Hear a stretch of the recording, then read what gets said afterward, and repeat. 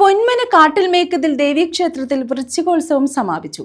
കുടിലുകളിൽ ഭജനം പാർത്തു വന്ന ഭക്തർ കാട്ടിലമ്മയുടെ തിരുമുടി ദർശിച്ച് അനുഗ്രഹം വാങ്ങി വീടുകളിലേക്ക് മടങ്ങി. വെള്ളിയാഴ്ച അഭൂതപൂർവമായ തിരക്കാണ് കാട്ടിൽ മേക്കതിൽ ദേവീക്ഷേത്രത്തിൽ അനുഭവപ്പെട്ടത്. ക്ഷേത്രതന്ത്രി തുറവൂർ ഉണ്ണികൃഷ്ണന്റെ മുഖ്യ കാർമ്മികത്വത്തിലായിരുന്നു ഉത്സവ ദിവസങ്ങളിൽ വിശേഷാൽ പൂജകൾ നടന്നു വന്നത്. ഉത്സവത്തോടനുബന്ധിച്ചുള്ള തിരക്ക് നിയന്ത്രിക്കാൻ പോലീസ്, അഗ്നിരക്ഷാസേന എന്നിവരുടെ സേവനങ്ങളും 12 ദിവസം സൗജന്യമായി മെഡിക്കൽ ക്യാമ്പും ഉണ്ടായിരുന്നു. ഉദ്ദിഷ്ടകാര്യ സിദ്ധിക്കായി ദൂരദേശത്തു നിന്നുള്ള ഭക്തരും ഭജനം പാർക്കാനെത്തിയിരുന്നു.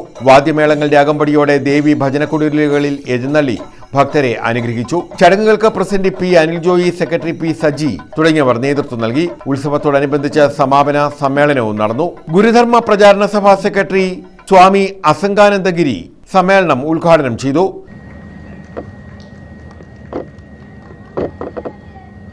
ക്ഷേത്രം trust president P Anil Joy അധ്യക്ഷത വഹിച്ചു. മാതാ അമൃതാനന്ദമയി മഠം സൂക്ഷ്മാമൃത ചൈതന്യ മുഖ്യപ്രഭാഷണം നടത്തി.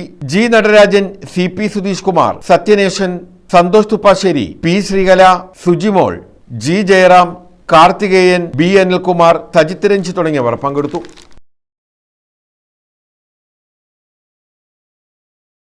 News bureau, Chavara.